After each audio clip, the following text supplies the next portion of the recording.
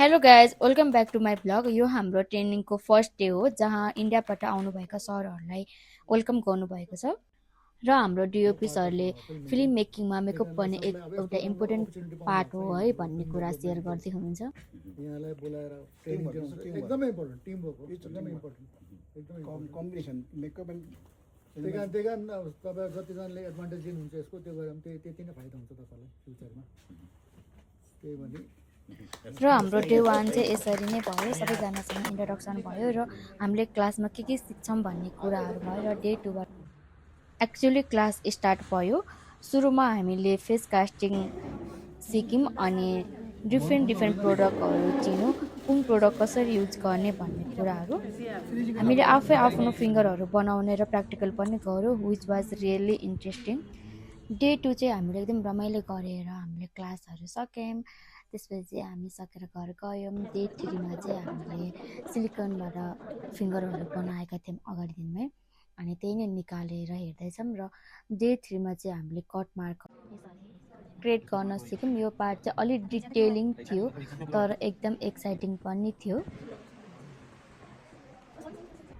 यसरी सिक्दै थियौँ। क्लासहरू एकदम रमाइलो हुँदै थियो। धेरैजना मेकअप आर्टिस्टहरू हुनुहुन्थ्यो जो हामीले कहिले भेटिरहेको नै थियौँ। यहाँ गएर धेरैजना मेकअप आर्टिस्टहरू चिन्ने मौका पनि पायौँ। अनि सरहरू पनि एकदम मजाको हुनुहुन्थ्यो, राम्रोसँग रमाइलो गर्दै एकदम मजाको गाइड गर्दै हुनुहुन्थ्यो हामीलाई। अनि एकदम प्रोसेस वाइज सबै कुराहरू सिकाउनु भएको थियो डिटेलमा। हजुरहरू पनि हेर्न सक्नुहुन्छ भिडियो चाहिँ। यो दिन पनि यत्तिकै रमाइलो भयो अनि हामीले प्र्याक्टिकल गरेर यो दिन पनि एकदम रमाइलोसँग क्लासहरू सकायौँ। सबैजनालाई यहाँ बाई बाई भन्दैछु मैले चाहिँ।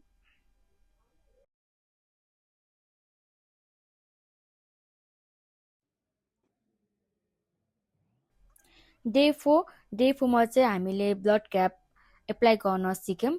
कसरी हामीले कम्प्लिटली कपालहरू हाइड गरेर नेचुरल फिनिसिङ दिन सक्छौँ भन्ने कुराहरू बुझाउँदै हामीलाई सिकाउनु भएको थियो उहाँहरूले।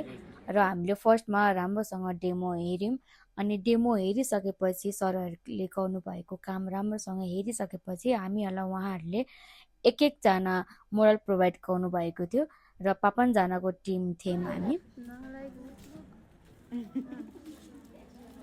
जुङ्गा पनि चाहिन्छ है।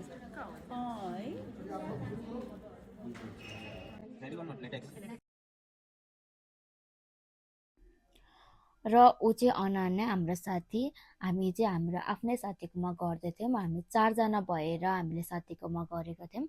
उहाँ सरहरूले सिकाउनु भएको अनुसारले नै हामीले यसरी गरेका थियौँ। सामानहरू पनि सबै प्रोभाइड उहाँहरूले नै गर्नुभएको थियो।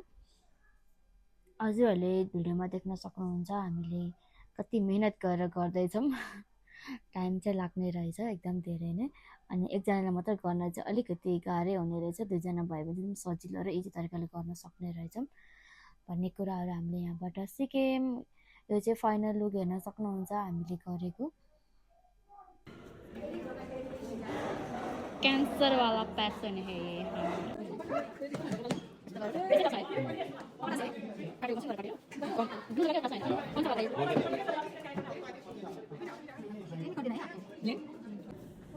र क्यान्सर लागेर कपाल झरिसकेपछि कस्तो हुन्छ भनेर सिकाइदिनु भनेको थियौँ। सरले पनि सिकाइदिनु भयो र ऊ हाम्रो साथीले यहाँ एक्टिङ गर्दैछ। डे फाइभमा चाहिँ हामीलाई मुभीहरूमा कसरी ब्लडहरू निकालेको देखाइन्छ, कटहरू हुँदाखेरि भन्ने कुराहरू प्रोसेसिङ वाइज देखाउनु भएको थियो। उहाँ सरहरू चाहिँ एकदम धेरै काम गर्नुभएको, धेरै पुरानो मेकअप आर्टिस्टहरू हुनुहुन्छ।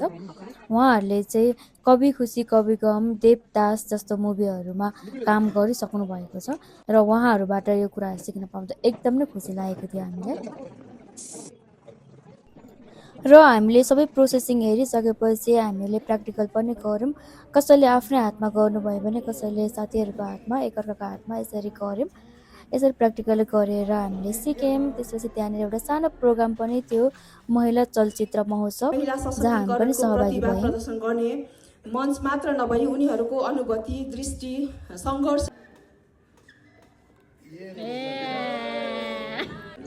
डे सिक्समा हामीले एजिङ मेकअप सिक्यौँ र कसरी मान्छेलाई एजेड देखाउने भन्ने टेक्निकहरू प्र्याक्टिस गऱ्यौँ। साथसाथै हामीले फेक ब्लड बनाउने पनि सिक्यौँ, which was really fun to learn. यहाँ मलाई देख्न सक्नुहुन्छ, मैले चाहिँ यसरी एक साइडमा चाहिँ एजेडवाला मेकअप गरेको थिएँ भने एक साइडमा चाहिँ यतिकै नर्मलै छोडेको थिएँ र पछि यसलाई रिमुभ गर्न चाहिँ कोकोनट ओइल युज गरेर मैले गरेको छु। यस्तो गाह्रो भएको छ नि, मैले लेटेक्स लाएर गरेको थिएँ। फाइनल्ली यो हो डे 7। आज हाम्रो सर्टिफिकेट डिस्ट्रिब्युसन थियो अनि यहाँसम्मको जर्नी कम्प्लिट भयो। यो एक्सपिरियन्स एकदम अमेजिङ रह्यो। यो अपर्च्युनिटी दिनुभएकोमा विकास बोललाई धेरै धेरै धन्यवाद र special thanks to Vipin Karki sir and light brands Nepal team for this amazing training. मैले धेरै कुरा सिक्न पाएँ, न्यू एक्सपिरियन्स र new confidence. Thank you so much for watching my vlog. Like, share and support गर्नुहोला। See you in next vlog. Bye by.